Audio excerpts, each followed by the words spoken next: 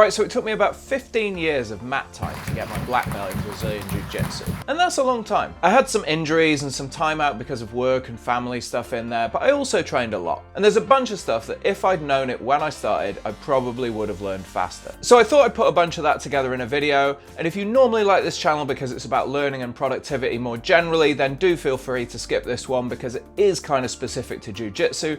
But also I do think there's a bunch of stuff in it that's like broadly applicable to a lot of skills, so if you do have a spare 6 minutes, why not just watch it anyway? Let's go. Lesson number 1, keep showing up is not enough. So you hear this advice a lot from grizzled old veterans of Jiu-Jitsu, and while it's not completely wrong, I do think it doesn't tell the full story. I think you hear it a lot from people who are sick of white belts looking for the like magic technique or mystical training style that's going to make them suddenly get a black belt in 3 years. And that's where I think the truth of it comes in. If you want to get good, you do have to settle in for the long haul. And when you're very new, just show up is probably good advice. Everything is so new to you that anything you learn will actually make you better, and overcomplicating things is actually just going to slow you down a bit. And this is actually similar to a lot of disciplines. Like in working out, a lot of people are looking for the magic training method that will make them get better faster, when all they really need to do is like squat every time they go to the gym for the first 3 months they're training. And showing up will definitely get you a long way if you've got a good teacher who's very invested in your progress and wants to see you improve. Where it isn't accurate is that just showing up isn't going to be enough over the long term. I would argue that probably after about the 1 year mark, or maybe like 100 training sessions, you should probably start thinking about taking a more active role in your own progress. And a good example of that is rule number 2, you need a go-to plan from everywhere. So something John Danaher and his team say a lot is that escapes matter most, and I definitely agree with that. If you know that you can escape from any bad position, you've got more confidence in going for your sweeps and submissions because you've always got faith that if anything goes wrong,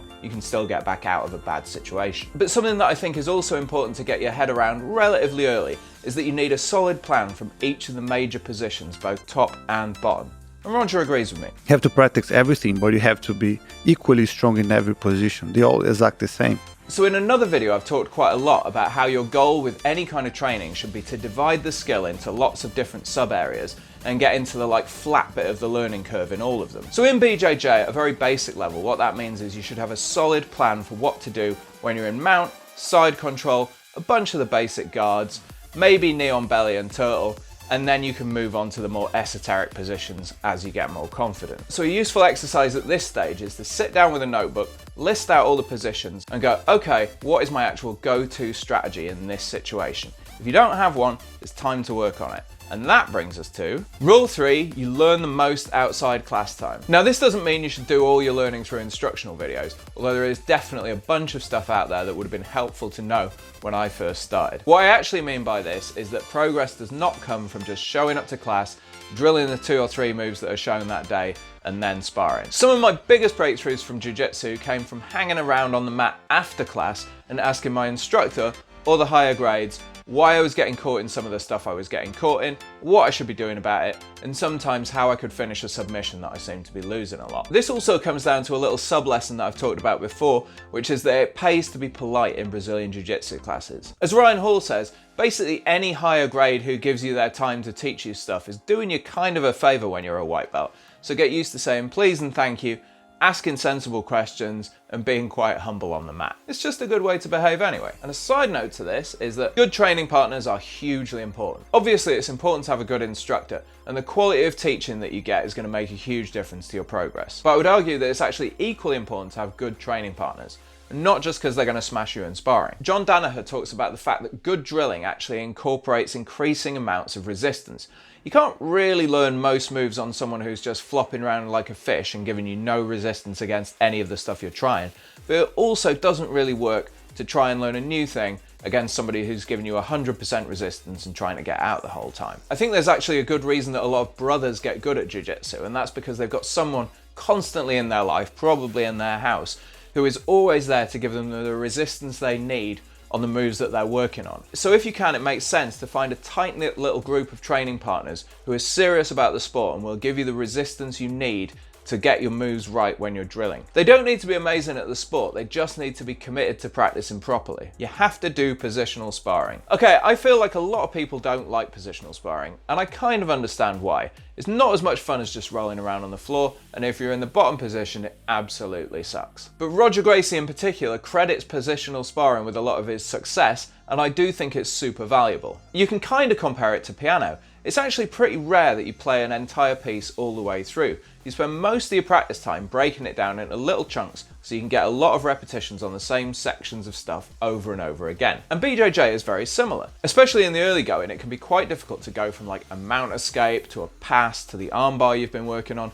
And although there is a case to be made for that, it's called interleaving practice, and we'll talk about it in another video, it's not necessarily the best way to learn the correct response in any given position. So what positional sparring does is let you get a whole load of reps in any given position with quite a lot of resistance. Also, there's no pressure. I see people glancing over at me all the time while we're doing sparring, but I promise you that no decent coach cares whether you get tapped out 10 times in a positional spar from side control, as long as you're using the feedback that you get to make yourself better. So positional sparring is the time to experiment. In normal sparring, if you get your guard passed, you might spend the entire rest of the round getting smashed from mount. In positional sparring, you get your guard passed and you just start again. So it's the time to work on new moves without worrying that you're going to end up defending the rest of the round. Whenever I teach a new technique, we start the rolling from the position that you would hit it from, and I honestly think you should be doing positional sparring every time you train. Principles are better than moves. When you start out in BJJ, collecting moves feels like the way forward. You learn one thing, then you learn another thing,